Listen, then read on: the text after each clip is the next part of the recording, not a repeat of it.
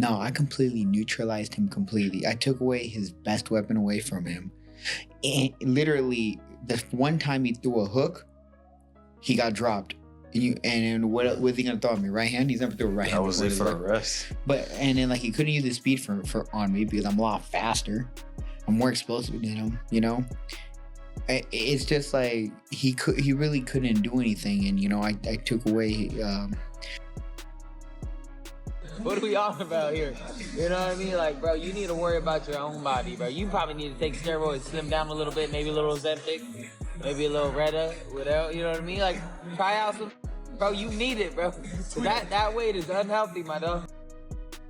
Rolly Romero just revealed the blueprint he believes can help Conor Benn destroy Ryan Garcia, and his prediction could completely change this fight. From the very beginning of the fight, and he had no option for it. And like I said, you know, I know him too. I know him too well. But like, you know, people don't want to even give me my credit for, you know, the last few fights. You know, I clearly have been completely weight drained. Where it's like I feel, I look way faster at 147. Way more expensive. Ryan's fast as shit.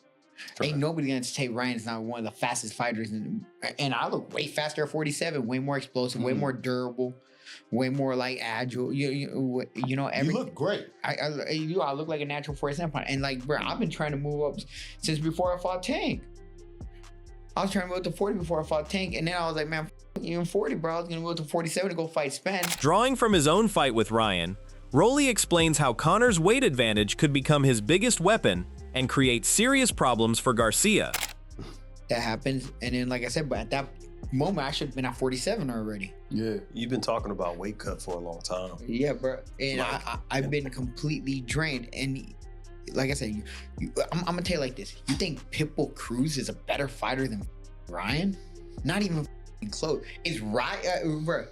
Ryan beat Pitbull, man. Yeah. Just like I said, I mean, clearly something looked wrong with me that fight, and you taught us about that. So the first time you were here, you told us what you experienced through your weight drain from even like reaching up and touching events because you felt like they were with you in terms of yeah, bro, dude, from me, and that was, I mean, my most massive weight drain was 35 when I fought Tank. On the other hand, Ryan is not giving any attention to Rolly's statements. Rather, he is busy in firing back at several prominent boxing figures, including Bomac, the longtime trainer behind Terrence Crawford.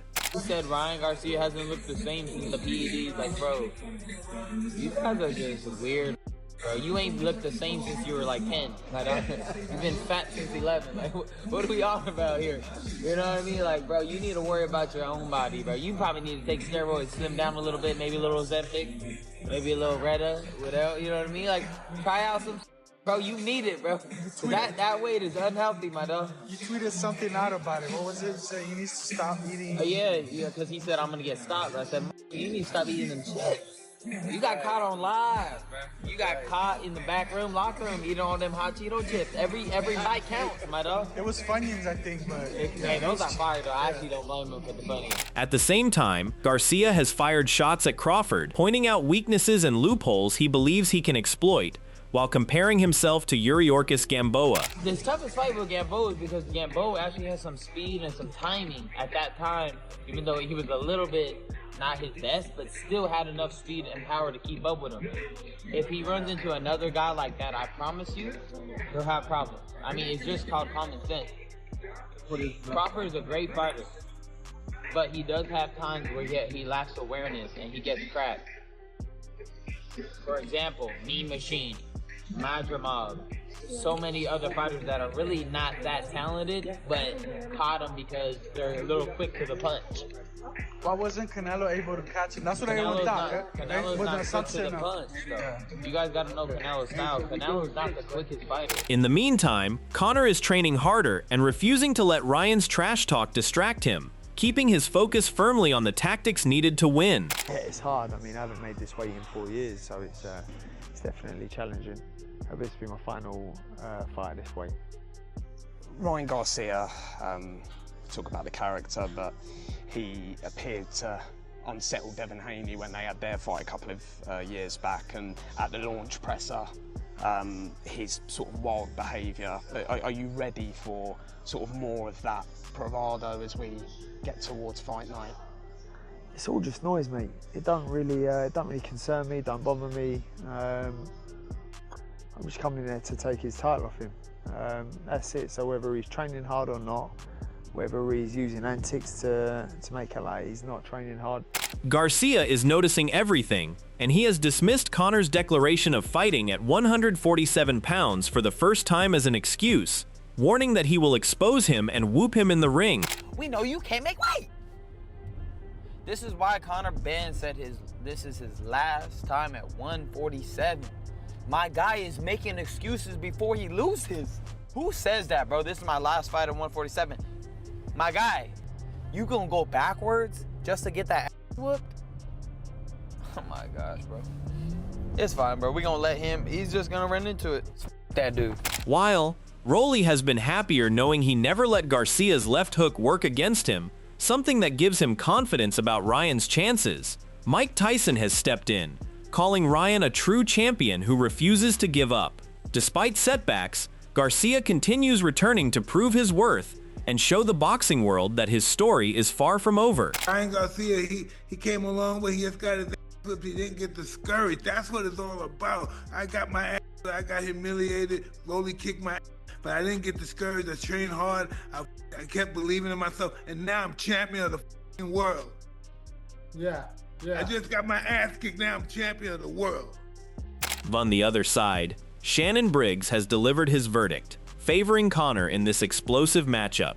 The former heavyweight champion believes Benn has the power and physical strength to force a stoppage, and he has even gone as far as predicting a knockout victory. Briggs expects Conor to use his size, pressure, and aggression to overwhelm Garcia before the fight reaches the later rounds. It's a close one, right? No comment. Let's go down. Ryan Garcia's the favorite, though. What you think? Going with Conor. You going with Conor? By knockout. By knockout? Going with Conor. What round? Going with Conor. Yeah? 6 rounds. 6 rounds. Let's go, champ. That's it, Brooklyn. You already know. For now, Benn's statement about fighting at 147 pounds for the last time has raised questions about his mindset heading into fight night. It is not only Ryan who sees it as an excuse. Sergio Mora also believes there are plenty of talented fighters at 147 who can provide real competition, yet Mora expects little excitement from Benn at this weight class and doubts he will look impressive against Garcia. Preparing to make excuses to not look good in a weight division that he clearly outgrew. When you haven't fought in a division in 4 years, that tells you your body is not responding anymore. When you go up to weight divisions and fight back-to-back fights with a natural super middleweight at middleweight in Chris Eubank Jr., then your body doesn't respond, fluctuating, going back and forth, especially to 147. Conor Benn is a 154 pounder now. I mean, I sized him up. He will fit in nicely. He'll be a small 154 pounder. He was a really muscular, strong 147 pounder. Tiny 160 pounder. So I just think he's making excuses for it, and I don't think we're gonna see we're not gonna see nothing special with Conor Benn at 147. I think Garcia flattens them, and he's gonna blame it on the weight. That is why Carl Froch believes Benn may be rushing into a fight that could expose the limits of his experience. He points to Conor's record, arguing that he has yet to beat an elite name capable of proving he belongs on this stage. Froch sees Ryan with a clear advantage in both speed and power, and expects those qualities to create serious problems for Benn once the opening bell rings and the pressure rises. That's still not the big landmark name you want, though, is it? Not for Ryan Garcia, no. I mean, Conor Benn against Ryan Garcia, I think Conor Benn gets absolutely splattered. I've got to be honest, I don't think he's got a chance. He's not there yet, and I've said it before, and he gets the ump with me for saying it. But who's he beat? What's he done? Who's his biggest win? Chris Eubank. You can't say it's a big win. This guy finished Eubank years ago, and Eubank lost a couple of fights. He got battered by Liam Smith, and that's a level. It's like, what's Eubank done to warrant Conor Benn saying, I'm ready for world titles? like this against this guy. I know he's just now become a new world champion and it'd be a good fight, but for me, I just think Ryan Garcia runs rings around him. I don't know if you agree or disagree. George Groves has taken a more understanding view of Benn's decision, explaining why he would have accepted the same opportunity. In his eyes, facing Ryan offers a more realistic path than taking on Shakur. Groves also points to Conor's aggression and natural physical strengths as key factors. Looking back at the Eubank Jr. fight, he feels Benn's performance did little to reveal anything beyond what many already expected from him. And more winnable. And more, yeah, more winnable. So yeah, I mean, it's more dangerous in some ways, but it's more winnable in others. And I mean, that's a fight that I would be really excited for, to be honest. I'd really, because I think Conor Benn, whether like he's limited or unproven in certain ways, he's got an exciting style, and he's good to watch. He's fun to watch, and he's coming off a massive high. He's a much better fighter now than he was a year ago, just through having those two camps, fights, the whole process against Eubank, like performing on the highest stage, coming back from a loss to avenge it in a great way. And maybe it might be flattering because Chris Eubank was so finished. Adding on, Andy Ruiz Jr. views this matchup as a closely contested battle, with neither fighter holding an obvious edge. Breaking down their styles, he points to the strengths and flaws that could decide the result. Ruiz believes Garcia's speed and sharp timing could cause problems, but Benn's constant pressure and aggressive mindset may test Ryan from the opening bell. For Ruiz, the fight could ultimately come down to which style controls the pace. I'm one of them, you know, especially from the heavyweight division. But he has that explosive left hook and all that. And Conor, if he like smothers his punches, make it awkward where Ryan can't throw those shots that he's really good at, it could go either way, man. It could go either way. I think that fight is a 50-50, but you never know, you know? Yeah. What do you tell the fans about Ryan? You know him very well. You've seen him in the gym. One thing that they might not know about Ryan that you observed while being in the same gym as him. Well, just that he works hard, you know? He works hard. He does his thing. I don't know him too personally like that, but they're all good guys, man. Especially he's representing Jesus Christ, so. Despite the noise surrounding Garcia's warnings, Benn remains convinced he can dictate the fight when the bell rings. He believes every challenge throughout his career has sharpened his skills, improved his decision-making, and strengthened his mindset. For Conor, Ryan's reputation carries little weight once they step inside the ring. He trusts his preparation, experience, and composure, believing he has the tools to deal with whatever Garcia brings. I will make him quit. You think I've been up at middleweight? Mixed with someone who's competed at super middleweight. You think I'm worried about what a lightweight can do to me? You think I'm concerned in the slightest? I'm not concerned about one little thing he brings to the table. A silly left hook of his. You know, he can bring whatever he wants. It don't concern me. And for those people who are doubting me again, continue to doubt me because doubt fuels the fire.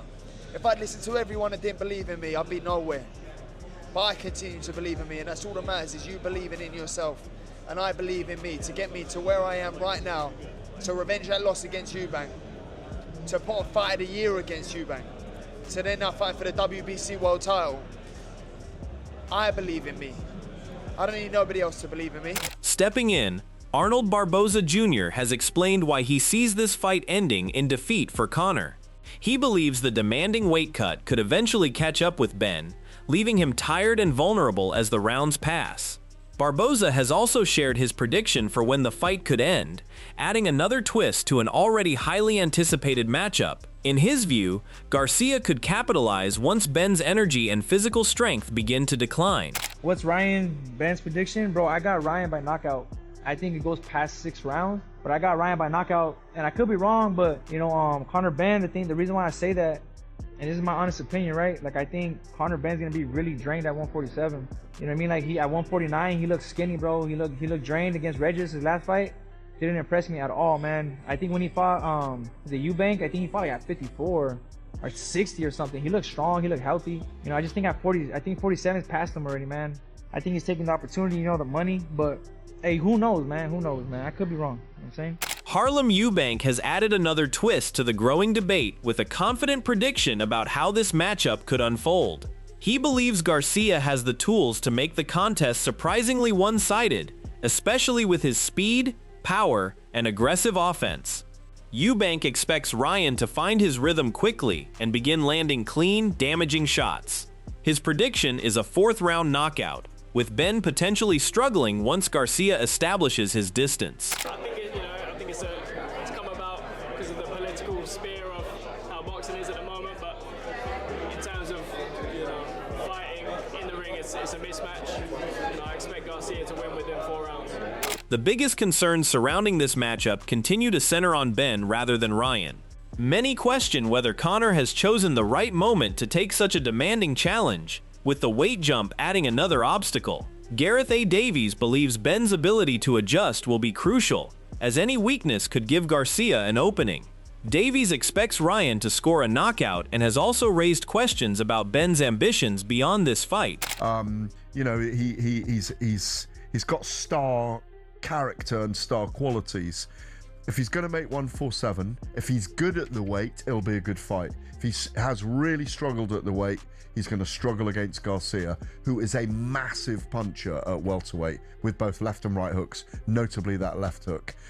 It's a dangerous fight for him. I think it'll deliver all the way to the fight, but I'm afraid I think he'll get knocked out by Ryan Garcia, unless he knocks Garcia out himself. I want to see Devin Haney in with Ryan Garcia as well in the rematch. That's a massive fight. But Conor Benn, I've said this before and I will say it again, could end up with 50, 60, 70 million in the bank and never win a world title. The situation gained another twist when Shakur Stevenson addressed the possibility of facing Conor. Stevenson made it clear that Benn suffering a defeat against Ryan would completely change his interest in that matchup. He explained that the outcome of Garcia versus Benn could determine whether such a fight still makes sense for him. His comments add even more tension to an already heated storyline, with the result potentially reshaping Benn's future options. Do you think it's a dominant win for him? How do you see it playing out?